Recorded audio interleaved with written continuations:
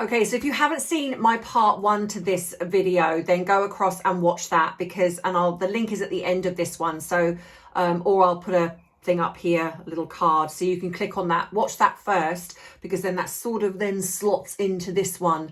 So yeah, this is going to be talking about the backlash from Harry and Meghan, and there's some interesting things that I have picked up on. And so I'm going to explore that with you guys, because yeah, there's definitely this is a pattern here. There is a pattern. So if you're interested in this, where I delve into the psychology behind what's really going on, doing a deeper dive, not just regurgitating what's on mainstream media, to help you understand what could be going on in the world of celebrities, royals, ex-royals.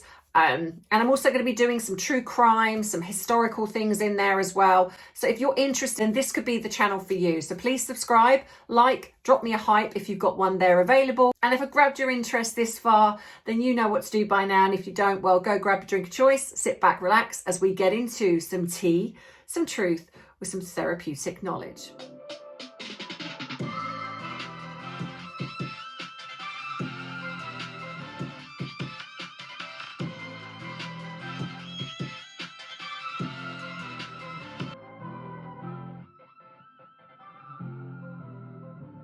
Now we know, so let's talk about the royal family first. So well, firstly, let's just say that the backlash to Tom Bowers, the excerpts from Tom Bowers' book has come out, and the backlash from Harry and Meghan has been huge, and it is everywhere. And like I say, I explain why that affected me over on the first video. So something the royal family never do is that they don't do this where they come back at things. And there's been times, I mean, apart from the recollections may vary, that is about as extreme as it gets. And I think, you know, with William saying we're very much not a racist family, I think, you know, that's, yeah. So really, they generally do not say anything. But Harry and Meghan, yeah, they feel the need to do that pretty much most of the time. Over the past few years, well, years since they've been together, especially since they've left the royal family, should I say, they seem to do this a lot. Question here is, does it actually, so responding, like clapping back, whatever it is, putting out a statement, does it actually protect your reputation? Does it change the narrative to your favour? And I think with Harry and Meghan, we're going to look at some examples of whether that has worked or it's not worked. So yeah, so the royal strategy for most of modern royal history, the palace approach to controversy has been remarkably consistent. The phrase often used is never complain, never explain. The logic behind that strategy is simple. The royal family exists in a permanent media spotlight, and criticism or speculation is almost constant. If they responded to every claim or accusation, they would spend most of their time fighting media battles. Instead, the institution developed a strategy of distance. They allow stories to circulate without directly engaging with them, and those stories fade as the news cycle moves on. And to a degree, I would agree with that. Now, there's a psychological reason why silence can be powerful, not just in the public life, because you know I like to bring this back to you and I, but also in your personal life. When someone refuses to engage in criticism, it doesn't fuel it. It doesn't add, like say, fuel to the fire, but it also can signal confidence. A lot of the time when we come back with something, it shows an insecurity. It shows, or there is a possible truth to it, and there's a fear behind that. Now, not just with Harry and Meghan, if we look at that, like I say, with you and I, if you look at when someone has critiqued you, and I know because I've been there myself, and there was, in the beginning for me, an insecurity, because even though I know who I am, my experience of being smeared, being part of a smear campaign is something that I have never experienced in my life. The last time I suffered any kind of bullying was when I was in high school. And my parents basically said, get out there and kick some butt, because if you don't learn to stand up for yourself, no one else will. And so that has been the rule of thumb. There is not really anyone in my adult life that would ever come up and say the things that I struggled to understand why was being said about me online. And here's the problem with that, because when you are, especially with myself being a therapist, there is almost a bit of a higher standard, because I also understand behavior. I understand the psychology behind behavior, but when it's you and you're the center of it, you're not just dealing with your, like, my practical side of my head, the professional side, but also that part of me that's like, wait, what are you saying about me? That's not even true. So you're fighting this kind of inner dilemma. Now, when we're taking this to Harry and Meghan, I imagine there is probably an element of that going on, but we're going to get to that in a minute. But when it comes to you and I, if you're wanting to, so if someone's saying something about you negatively, if it's to your face, generally you wouldn't probably walk away. You know, depending on how it was being framed, you'd probably argue back and say, well, hang on a minute, that's not true. And then we sort of elongate that out to say Facebook, Instagram, as someone says something on Facebook or Instagram, there suddenly becomes this little bit of an insecurity there, because I think what people then worry is that other people, strangers, are going to then start judging you on something somebody else has said. So then that need and desire to either remove the comment, because if it's a comment that's been put out, or contact the person and say, can you take that post down because it's incredibly damaging. And when that doesn't happen, it can create a bit of a panic, because especially if you have a job or reputation that's on the line, then that is what happens. And that is like this insecurity. Instead of digging into the fact that, you know what, people are going to believe what they believe. Now, obviously, if it starts then damaging your career, that's when you're going into defamation, especially if it's not true. Your best bet is to just ignore it, unless, like I say, it's going down the defamation route, because at the end of the day, people that know you and love you for who you are not going to be swayed by somebody that just has a bit of a grudge against you, or it just doesn't like you and puts something out. And if you look at celebrities as a whole, you see that there are people that love certain celebrities and people that don't, and then there's this sort of to and froing on the internet, and celebrities for the most part ignore it. They very rarely go into the comments, and that's exactly why Meghan has not put her comments on. And so this clapping back thing that they've done has drawn traffic, in a sense, to Tom Bower's book. So before that, and I explained this in my first video, that it wasn't really being circulated, but then they clapped back and suddenly it went everywhere.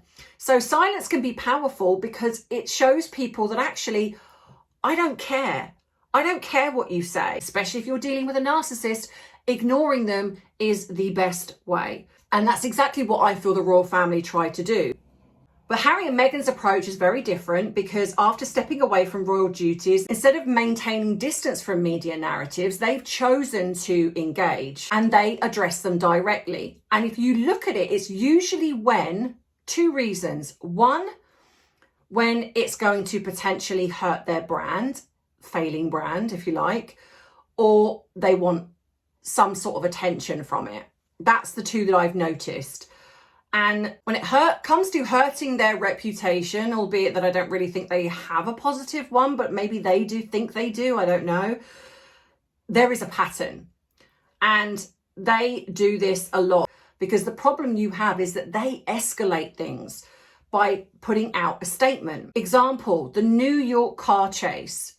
One of the most widely discussed examples happened in 2023 when Harry and Meghan's spokesperson described a near catastrophic car chase involving paparazzi in New York.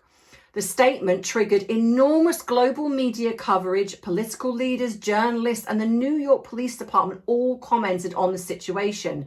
But the reaction from authorities suggested the situation may not have been as dramatic as initially described, which meant the story stayed in the headlines for days, and it created a negative story. If they'd have said nothing, it would have been a nothing burger. It just wouldn't have happened. But the thing is, what I believe that they meant to happen, because this is around Harry's security and stuff like that, my guess, I think most of us agree, was that they were attempting to create, a bit like Harry and the alleged stalker that popped up.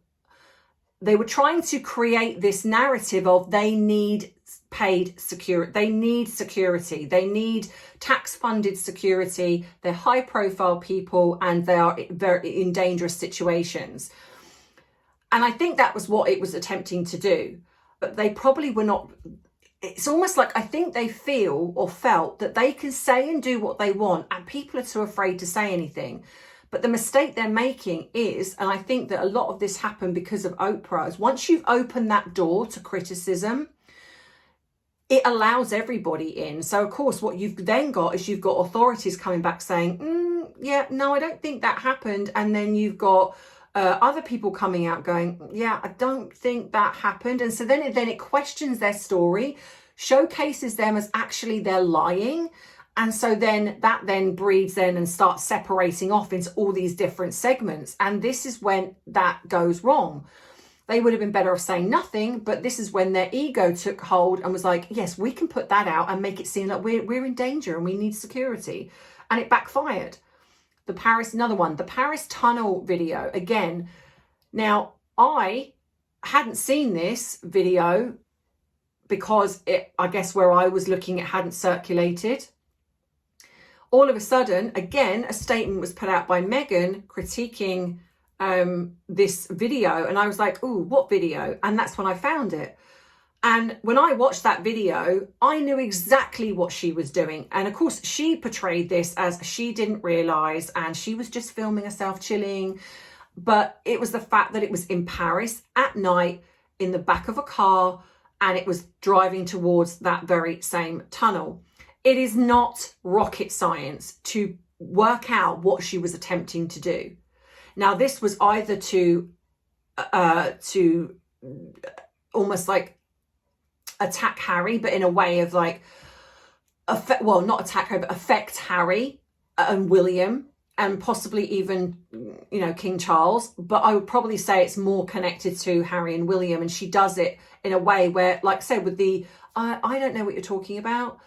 But her statement is what escalated that and blew it up a lot more. Now, to me, I still feel that story should have gained far more traction and, in all honesty, should have created the media to start really going at her. But the problem you have is that when she does things, she does it in such a way that she can deny it. And that's slightly plausible because people don't always have that inner critical thinking head that I or you and I have. And so when we're looking at that and we're starting to look at this from the lens of someone that's narcissistic, it makes sense. But when you're looking at it from, say, if you're not understanding that and you're just looking at her as a normal average person, then her coming back and going, oh, I didn't realize, it then could have people go, well, maybe she didn't. People want to give her the benefit of the doubt. But you and I know that she's calculated and that's exactly what she did. So that's another example. So then you have this amplification problem. And this is where the challenge begins to appear when the criticism is answered publicly. The response itself can draw more people into the original story. Audience who might never have heard about the controversy suddenly become curious and they want to see what the debate is about. And this is what I mean. They create themselves to some degree to be critiqued. And that's interesting given that Harry and Meghan are constantly going on about the harms of the online space. But yet they're more in the media now and they put themselves, it's not like they were in the media before because they were working royals, where to some degree I could understand that when Harry said about it being a fishbowl and they don't have a choice. They had a choice to walk away and they had a choice to live very private lives and do things very quietly behind the scenes, but they don't. Every time they go abroad, it ends up being like this faux royal tour where the cameras are there. So they're being photographed at the bedside of vulnerable children, and don't even get me started on that. So, they are in one hand saying that we don't want to be critiqued and we want to be private, but we're also putting ourselves in situations where we are heavily critiqued because of the situations we put ourselves in. It's like, huh? What? Because if you don't want to be critiqued, then go away. Simple. Go and do things privately. If you want to go and visit hospitals because you want to be there for the children, then go do that. Don't drag your camera around and then have it put online, because that just says that, well, what did you leave the royal family for? If you didn't like being in the royal family because you didn't want to be living in a goldfish bowl, then why have you just suddenly decided to now be like pretend role-playing royals? And, you know, and that then really does start to then show other people that this was all about money. You just wanted to monetize and be in control of having money. And there's nothing wrong with earning your own money. Nothing wrong with that at all. But when you're doing it on the back of the way that they've done it, that's a problem. When you're not doing it just where you've gone out and earned your own money, like if she'd have done her spreads as Meghan Markle with no connection to the royal family, not doing some weird Meghan Markle crest and all of that bizarre stuff and trying to copy Highgrove. If she'd have gone out and she'd shown like warts and all, like, you know, there was scruffy with hair up and, you know, no makeup and just been like, you know, do you know what? This is just me. This is who I am. Then maybe people might have bought that and might have sort of sold into it, but she didn't. And that's why, like I say, this week, it was particularly noticeable when the release of Tom Bower's book coming on Thursday, that many people hadn't heard about that until they clapped back.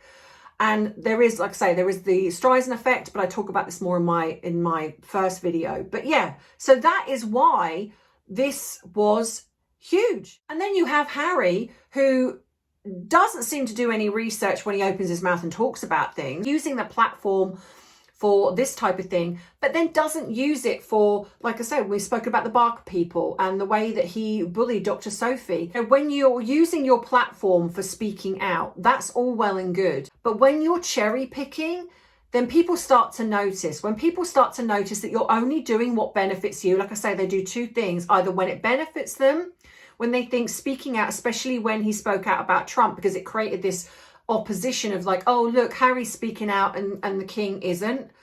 And Harry knows full well why the royal family cannot speak out about things like that, but it doesn't matter to him and he utilizes that. And that's what they're trying to do. And this is what's dangerous about these two. And like I've said before, until they are off the royal website and they are now positioned the same as Andrew, this is going to keep happening. When they consistently over-explain things, when they consistently clap back, what it does is draws, like I say, it draws more people into what is going on. And especially when you have social media and when you look at the narrative, it's very much more and more people are speaking out about Harry and Meghan. And I think a lot of that is down to the fact that the mainstream media seem to have just lost their balls, basically. And this is why people are celebrating Tom Bower, because he's one of the only, I mean, he's not the only one. Lady C definitely, you know, started the ball rolling with critiquing Harry and Meghan. But Tom Bower's book that coming out has obviously rattled their cage and they are not happy. But it's within that they've done this. And now then people are starting to kind of go, why are you so worried? Why are you so worried about his book? Because what, and also, why are you not suing? Because if you really didn't agree with what he was saying is one thing, but if you are saying that it's wrong and it's these are lies, then, well, you know, and so I'm going to just give you the, I'm going to read this because I'm going to put the statement out now that they put out and I'm going to read it to you. And yeah, so this is this I thought I saved this bit to the end because I found it absolutely unbelievable. So I know that, and I know how much you guys like my flair when I put these things out. So yeah, so here it is, and yeah, enjoy, and I'll be back in a minute. So a spokesperson for Prince Harry and Meghan said that Bower had long crossed the line from criticism into fixation. They said in a statement on Saturday, this is someone who has publicly stated the monarchy in fact depends on actually obliterating the Sussexes from our state of life, language that speaks for itself. Now, before I get into the next bit, I'm just going to look at this for a second. It's interesting that they have scoured his book for an excerpt that in a sense paints the royal family in a bad light. So by putting that in, it literally flips the attention back away from them onto the royal family, in a sense, inadvertently blaming the royal family for Tom Bower's book by stating this is someone who publicly stated the monarchy in fact depends on actually obliterating the Sussexes. So that's basically saying that the royal family want to get rid of us, and this is what we've been saying all along. So they've literally scoured his book to find something in a way that they can use to attack the royal family by also attacking Tom Bower. He has made a career out of constructing ever more elaborate theories about people he does not know and has never met. Those interested in facts will look elsewhere. Those seeking deranged conspiracies and melodrama know exactly where to find him. Well, so which is it then? Because in the first bit, they say that this is what he said about the monarchy wanting to obliterate the Sussexes, but we're to believe that. But on then the flip side, it's like he's made a career of constructing ever more elaborate theories about people he does not know and has never met. But what's also interesting here is how Harry and Meghan have pretty much done what they're accusing Tom Bower of, where constructing made up theories. And all right, yes, these are people they've met, but it's a similar type of thing. The absolute hypocrisy of Harry and Meghan, where they have built a brand on trashing their families, mainly the royal family. The fact that their only thing they've had success is on Netflix with viewership, where they actually was deemed successful was when they smeared and trashed their families. So I'm sorry, what's good for the goose is good for the gander. And I'm just going to read this little bit here. So Bower claims that tensions between the Sussexes and William and Catherine had escalated prior to their departure from the UK. And I thought this was interesting. According to the author, William and Catherine were alarmed by Meghan and believed the lamented Harry's unlikely chances of one day becoming king, just as she regretted the possibility that she would never be queen. And I think that there was definitely some rumblings I remember from early on where I absolutely do believe this. She had her sights set on William, and I think that she possibly was trying to flirt with him. I definitely remember seeing certain things where she was sort of looking at him, almost goo eyes. And I think that she had her sights set on William. I think she really did attempt to try and come between Catherine and William. This is why I've always said that, and I know that a lot of people believe that she was to do with the alleged smear of William having an affair. And I think when that didn't happen and she realised she couldn't, that started to become a problem. And so I think that then she obviously played on Harry's insecurities, the jealousy he had of his brother. And so she's like, you know what? We could go to America and we could like be in competition with like William. We could be like really popular over there. And I absolutely do believe that she would have set that little, sown that seed for him. And he goes on to say, claims about the Prince fears that his brother, the future king, could remove all of the Sussex titles. And I definitely think that's happening, without a shadow of a doubt.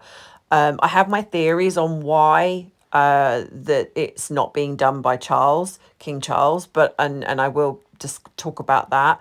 But I definitely think it's coming, which is why these two are clamoring now to create themselves almost like royal adjacent in the eyes of the media. It's like if they can monopolize the media and take the attention away from the royal family, then they, in their eyes, even though they have no power, but that doesn't matter. It's like that. It's almost like competing, like social media, mainstream media, then sort of competing with the sort of power of the royal family. And I really do believe that's what they're trying to do. So my question to you is, have you been in situations like this type of thing, where something has come up, whether it's someone within your friend group, your family, your partner even, and you found that the more you challenge them, the worse it becomes, and actually sometimes stepping back and ignoring them is the best way? Or have you found sometimes you've ignored something and it's just escalated and escalated and escalated until in the end you felt you had no choice but to address it?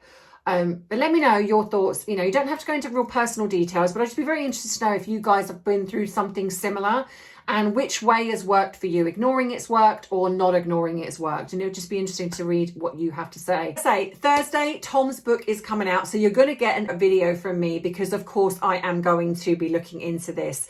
So stay with me. Make sure you subscribe so you don't miss the uploads. And give this video a like and a hype if you've got one going spare. And all of the links that you need if you want to buy me a coffee or become a member, super chat, all of those things, they're all optional. You don't have to do those, but they do help me with the free therapy program, and they do help YouTube know that I'm a channel worth keeping. So I'd be really grateful for any support that you can give me. But I will see you in the next one. I'm looking forward to it. I can't wait. And yeah, and as always, you know that I love you, I appreciate you, but most of all, I respect you. Take care. Bye-bye. Mwah.